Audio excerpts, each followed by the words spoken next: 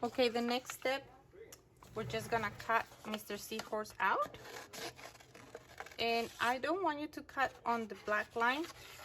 I actually want you to just leave a little bit of an edge around your drawing. I think that looks really good on black background, and we're gonna be using the black background. So go ahead and cut around. Oh, and actually, when I cut things that have so much detail like this, what I like to do, what I recommend you to do, is just go big all the way around and worry about the details later. Just get it out of your paper like this, and we'll work on those details later. Now don't discard this, because we're gonna be needing this leftover paper. We're gonna be actually using everything that we have to create all those details.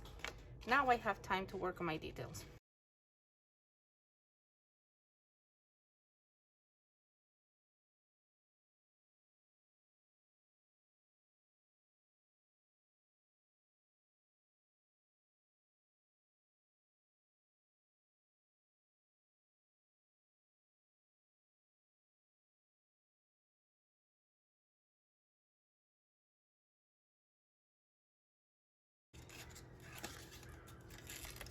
All right, we have a seahorse. So now you grab your background and start putting things on place. Let me just get this edge I don't like. Run around like that. And I got my seahorse there, and now I have to work on details. Okay, now this is what we're going for. We're gonna create all these little organic shapes. What's an organic shape? Well, organic shape, it's something that is not exactly or precise like a geometrical shape. You know, it's not a perfect circle. It's a curvy shape. It's not a perfect rhombus or a square. It doesn't have angles or edges that we can measure. And you can use the leftovers. So go ahead and grab a leftover. And when I think about water, I think about seaweed, I think about bubbles, coral reefs. So I have some pretty blues and greens here. So what I can do with this is fold it in half, and I'm gonna create a couple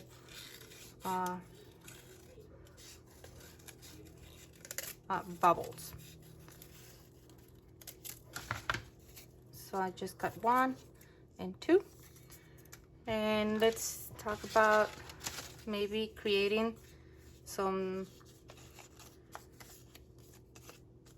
seaweeds.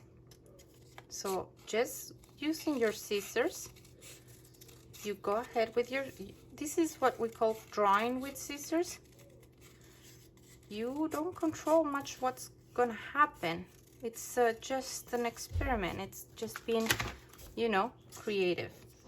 So now I have 2 seaweeds just like that, and I'm gonna keep using the leftover paper that I have to come up with little shapes and forms that I can use. What else do you see on the bottom of the ocean?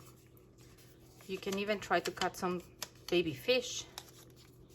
So if I fold my paper, let's see if I can make a little fish shape here, like that.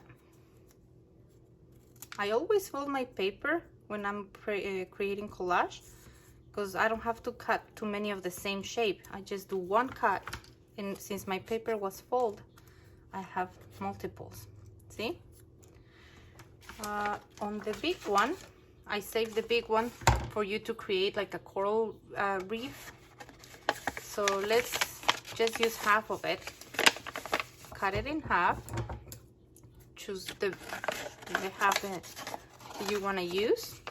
And if you don't feel comfortable drawing with scissors and you want to draw something, go ahead with your Sharpie and draw a little coral reef, just like this. or it looks kind of like flames.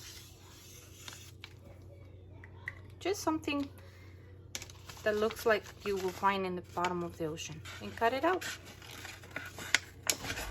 And remember, you don't have to follow your lines. You will do your own creation with your scissors, so don't worry about following the lines this way.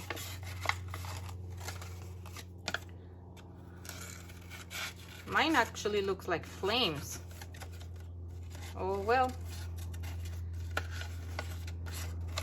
It's gonna be a very flaming coral.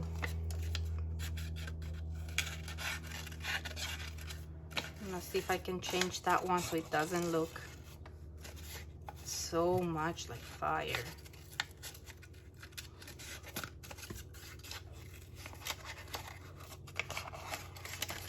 And go ahead and keep cutting your decorations. You can add, if you want, you can make 2 seahorses and just use the little leftovers to make bubbles. That's all good. So now I have multiple things that I can keep adding. Oh, see this leftover? I think I'm gonna use the leftover there. Yeah. Okay.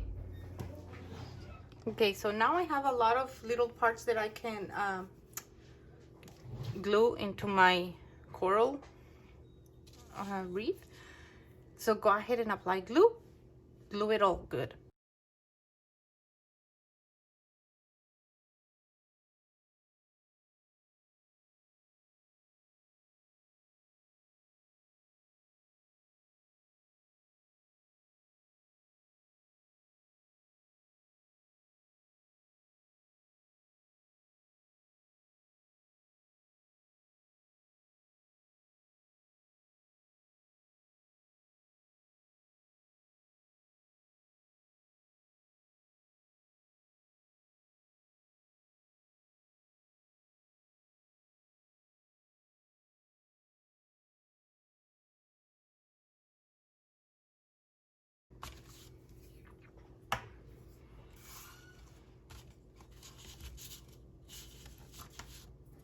Okay, so now that I put everything is well and secured, I always do this little test to see where am I missing, where I can secure my art with a little bit more glue.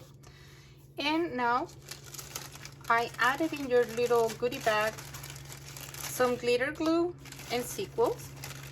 And all I need you to do is, since all the fish that he met in the book, these misters were taking care of the eggs until they hatch, we're gonna pretend these are the eggs. We know Mr. Seahorse has his eggs on the pouch. So with the glitter glue, I'm gonna go ahead and put some babies in the pouch. But you can have these sequels, you can put them wherever you want.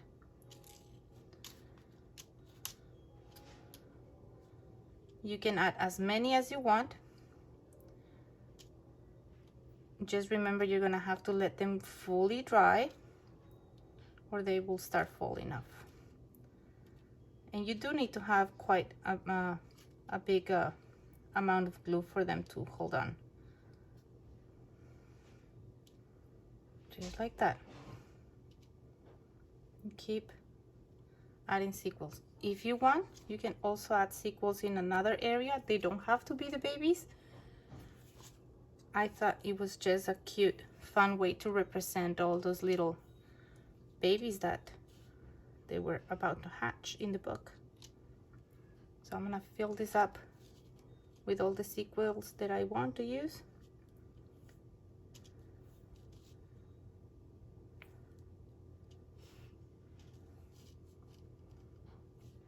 One by one, and I will let that fully dry,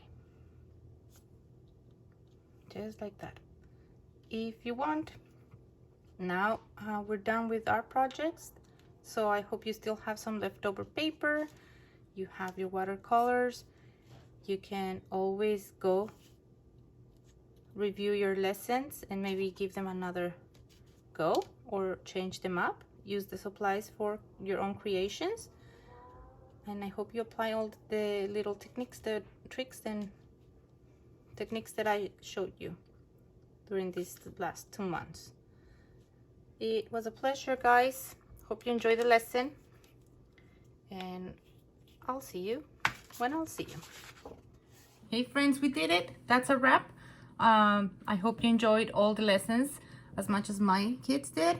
And we have our own little gallery, and we'll be putting our last project in there soon as we finished. And I hope you stay safe, healthy, and we'll see you again.